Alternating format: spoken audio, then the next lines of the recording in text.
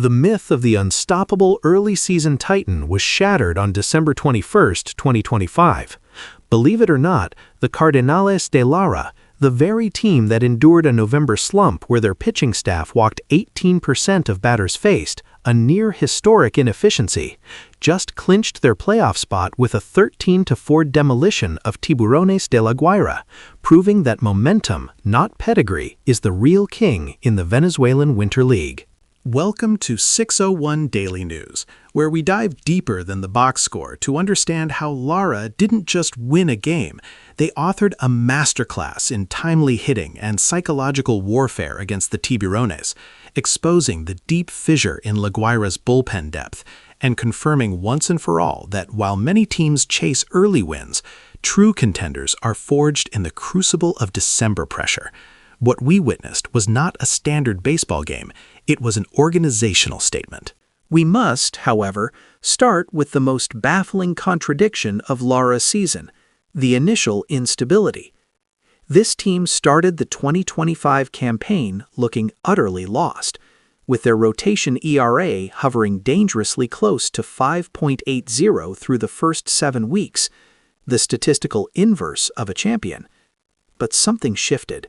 And to understand the magnitude of this 13-4 victory, which secured their round-robin berth, we have to isolate the precise moment the psychological dam broke for La Guaira, a moment that had everything to do with a young slugger proving he wasn't afraid of the UCV Park's notoriously deep fences. The early innings set a misleading trap.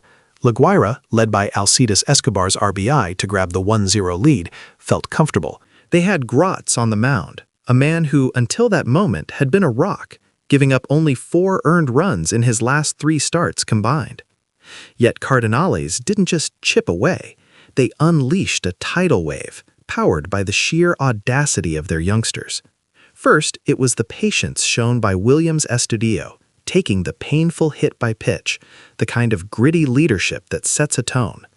Then came the man who would tear the script apart, Ali Sanchez. When Sanchez stepped up, the atmosphere was tight.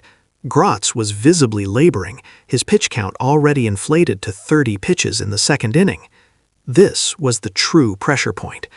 Sanchez, a known power threat, wasn't just looking for contact, he was hunting meat. The moment that ball crossed the frontier, an absolute missile that disappeared deep into the stands, it wasn't just 3 runs, it was a declaration. As our longtime correspondent Ramon Diaz noted from the booth, that Sanchez swing was violent. It didn't just change the score to 3-1, it vaporized Gratz's confidence. You could see the air deflate out of the Tiburones dugout. That's the moment the game went from a contest to a rout. The momentum swung so violently that by the time Emerson Martinez arrived, the damage was already irreparable. Think about the strategic weight of those 2 home runs. In just 1 inning, Lara forced 3 separate pitching changes, effectively neutralizing the entire middle relief plan for the Sharks. This early power surge was not luck, it was precision targeting of a strained bullpen. Piñango, the young Toronto prospect, now boasts 7 home runs in 22 games, an efficiency rate that ranks him in the top 5 sluggers in the league by plate appearances per HR. That is elite, consequential hitting. But here is where the argument often gets lazy. Many analysts, especially those outside Venezuela, look at a 13-4 final score and simply dismiss it as a pitching failure. The Sharks just couldn't throw strikes, they say. They miss the masterful defense and timely small ball that prevented La Guaira from ever staging a meaningful comeback. They missed the 6th inning. The Sharks clawed back, scoring a run and putting men on second and first, bringing the dangerous part of the order up, breathing life back into the UCV crowd. This was the moment for La Guaira to prove that they were truly still in the fight, down 6-3. Then came the critical sequence. A sharp grounder to Alcides Escobar at short. Escobar to Bastidas. Bastidas to first for the 6-4-3 double play. Wait, no. The challenge came. The tension was palpable. The broadcast spent minutes agonizing over the replay. The argument was, and this is crucial, that Bastidas' footwork on the pivot was late, but the umpires, after deliberation, upheld the call. Out at second, out at first. a lightning-quick 3-6-1 combination, initiated by the first baseman fielding a soft machucon, turning the double play. That was the dagger. As former LVBP manager Luis El Gallo Gomez stated after the sequence, that play, that little double play, that's where the championship mentality shines. It wasn't about hitting, it was about suffocating their hope. They lost 3 outs on 1 contested play. They never recovered psychologically from that.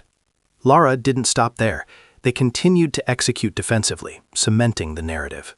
When Williams Astudillo rolled into the 4-3 double play in the 7th, the perfect execution was a quiet echo of the earlier drama, proving Cardenales' infield synergy was airtight.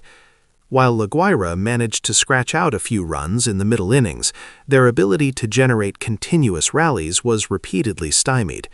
The climax of this domination arrived in the 8th inning. Cardenales, already leading 9-4, poured on 4 more runs. Piñango and Astudillo singled. Johnny Hernandez, who tallied 3 RBIs on the night, drove in 2 more, and the score ballooned. This was Lara's offense operating in pure celebration mode, hitting the ball hard and running the bases aggressively. But amidst the scoring frenzy came an unexpected twist, a moment of individual brilliance that transcended the score. Gabriel Arias's defensive wizardry. Down 9 runs in the bottom of the 8th, when Hildemaro Vargas crushed a savage line drive down the third base line, Arias, the young star for the Cleveland Guardians, reacted with physics-defying speed, diving across the chalk to snag the ball. It was a play that should have been meaningless in a 13-4 game, but it wasn't. It was the purest form of professional pride.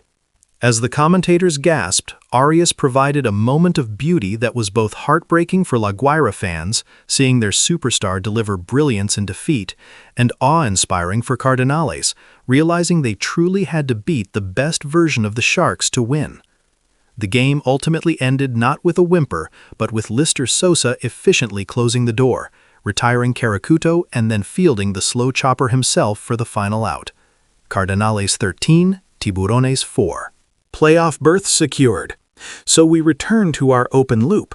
What was the single intangible factor that transformed the mathematically unstable Cardenales into the decisive December powerhouse?